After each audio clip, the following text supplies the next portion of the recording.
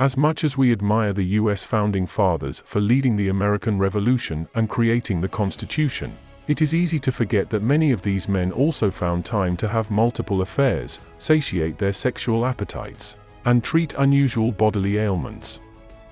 It appears that males in American politics have been grappling with, and publicly apologizing for, their private lives for much longer than we realize. Join us today as we look at facts about the intimate lives of our Founding Fathers.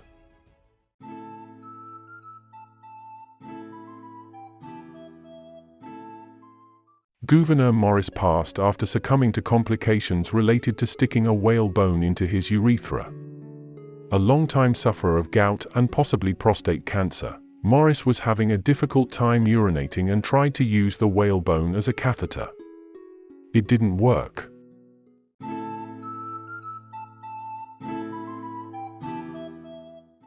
Despite being known as the Founding Father, evidence indicates that George Washington was unable to become a father himself.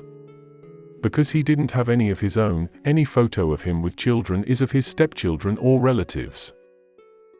Martha, his wife, was obviously not the issue. She had 4 children with her first husband, Daniel Polk Custis.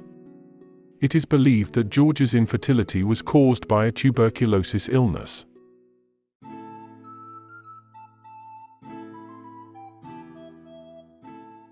Alexander Hamilton was the founding father with the most public issues.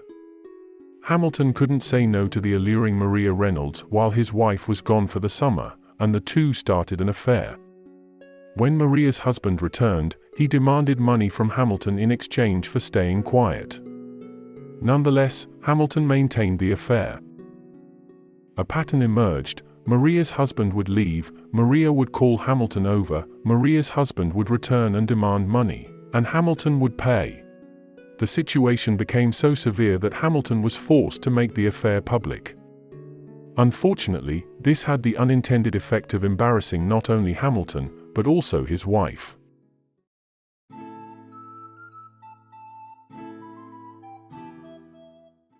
Benjamin Franklin often expressed his belief that older women were the best option when looking for a worthwhile sexual partner.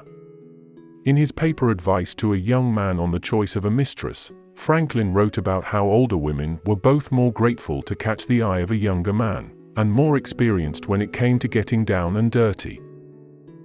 He went on to write, regarding what is below the girdle, it is impossible to tell an old one from a young one.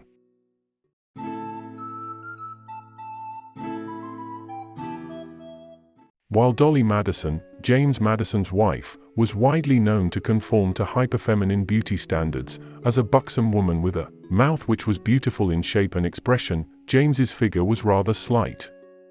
He was 5 feet 4 inches, and weighed only about 100 pounds. Dolly was reported to be 3 inches taller than him and absolutely beautiful. Her grace would put men in pouts whenever she walked by. Although she was stunning, James apparently didn't have much of an interest in her. He was, after all, pretty busy being the 4th President of the United States.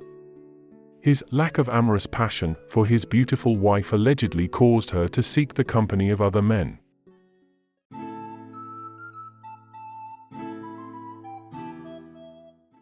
Franklin had a wife by the name of Deborah Red. The two were married for 44 years, but that wasn't enough for Franklin. For powerful men in the colonial era, having a mistress wasn't uncommon, but the sheer number of conquests Franklin amassed was staggering. He seemed to particularly like French women, having affairs with Anne-Louise Brilland de Huey, Madame Foucault, Mademoiselle Le Vaillard, Comtesse Haudetot, and others. Even as he grew older, his sexual appetite would not be quelled as he continued affairs with countless women. Franklin openly admitted to his dalliances, writing in his autobiography that, "The hard-to-be-governed passion of my youth had hurried me frequently into intrigues with low women that fell in my way."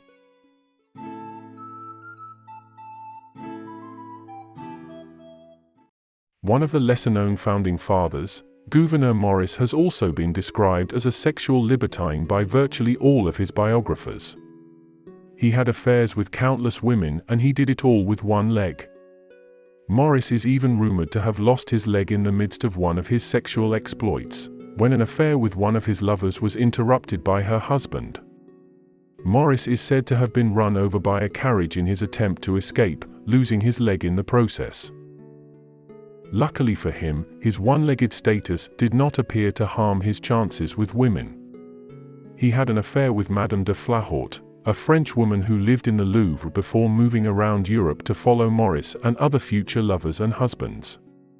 This spicy relationship appears to have ended when Flahaut returned to France after the French Revolution, a country where Morris was no longer welcome, considering his sympathies for the former monarchy. Thank you for watching. To support our channel, please subscribe.